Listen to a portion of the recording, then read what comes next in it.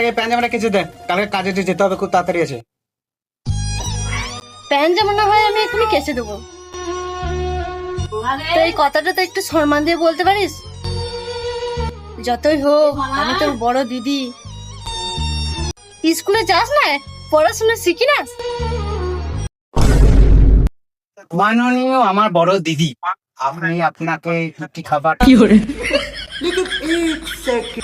মাননীয় দিদি মহাশয়, আপনি কি আমাকে দুটি খেতে দেবেন?